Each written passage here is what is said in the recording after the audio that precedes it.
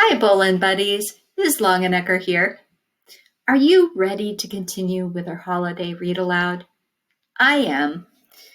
We're getting ready today to read Chapter 2 of Kenny and the Dragon, written and illustrated by the talented Tony DiCerlizzi, published by Simon & Schuster, and I'm sharing it with you today with their permission.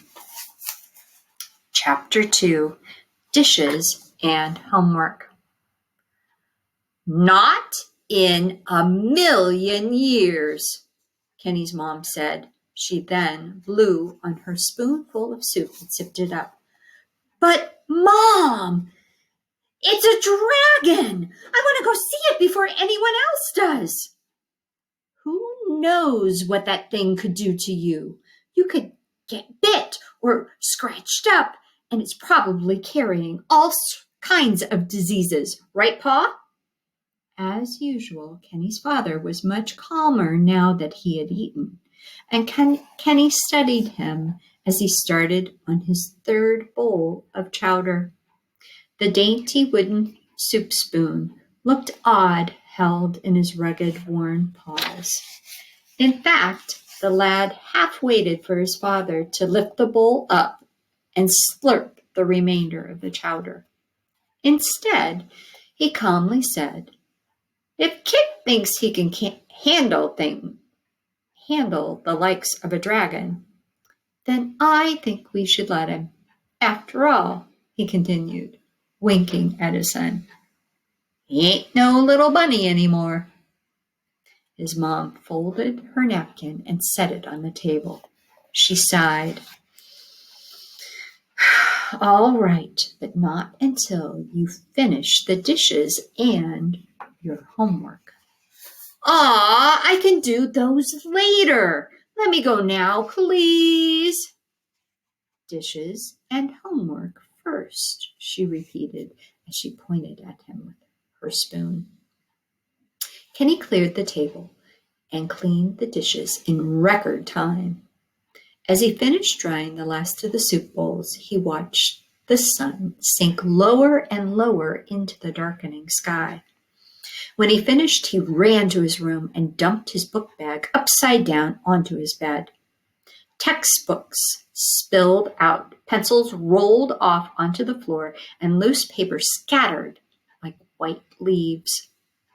Kenny shuffled through it all and picked up Stars and Their Constellations, the book he was supposed to do a book report on.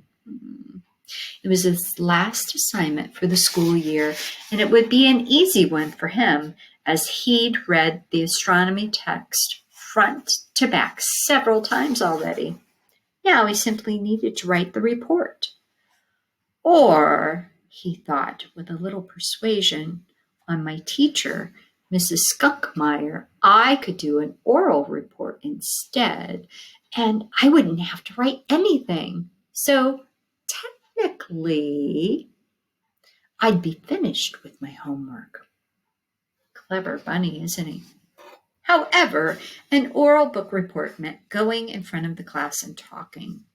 The last time Kenny had done that, it was on the topic of the migration of the ruby-throated hummingbird for his science class, and it hadn't gone so well. One of his classmates started snoring loudly, and another hooted, "Snoring, boring," bringing snickers to the entire room as Kenny tried to give his presentation. The other kids didn't get as excited about stuff like that the way he did. But honestly, who wouldn't be fascinated by the idea of a tiny bird flying all over the world by itself? If a little hummingbird could do that, well, then he paused in his thoughts, for there on the bookshelf next to his copy of Amazing Hummingbird Stories was an old bestiary he had borrowed from his friend George. He grabbed the leather-bound tome and opened it up. It smelled musty and old, and in one whiff, Kenny was back in George's dim bookshop in a beat-up chair, surrounded by stacks of books. Even though the shop appeared messy, it was quite organized. Yet only George knew where everything was, as he hardly ever left his little literary sanctuary. When Kenny would visit, the retiree would always recount a story about his past adventures, usually over a game of chess, and he had plenty of new and interesting books to show. Many times he would let Kenny borrow books from the store as long as he would take good care of them and return them in their brand new condition once he was finished.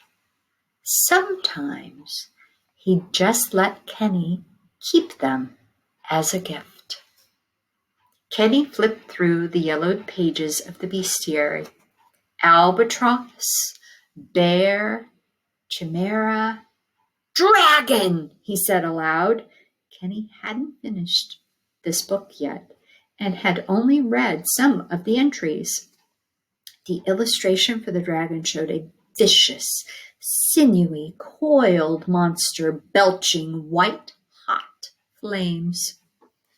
An actual dragon, the young rabbit said to himself. It's like seeing a living dinosaur. Imagine bringing him to class for the science fair. He turned the page, and there were more pictures. One of an armored knight fighting a dragon. In one hand, the knight held a shield, in the other, a long lance, in which he was pinning the reptilian beast down to the blackened, scorched earth. Fallen knights littered the background. A little gear in Kenny's mind clicked into place. Maybe I can do my report on this bestiary instead and add my own field observations, he said, slamming the book shut and shoving it into his worn leather book bag. I better get prepared. Dashing through the house, Kenny grabbed a pot, a pan, some rope, an old broom, and a garbage can lid. He strapped the blackened frying pan to his chest, using the rope and his belt. Placing the pot on his head, he rolled up the sleeves to his flannel shirt and grabbed the broom, the lid, and his book bag as he headed for the door. His mother and father were sitting in their rockers on the front porch. His dad was smoking his after-dinner pipe, while his mom was stitching a patch on the knee of Kenny's trousers. Without looking up, she said, I'm glad those are play clothes you're in. Homework finished? Yes, Mom, Kenny replied, taking a lantern and hooking it to the handlebar on his bike.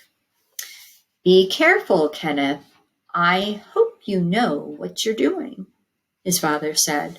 He sucked on his pipe and rocked slowly in his chair, watching the sun set.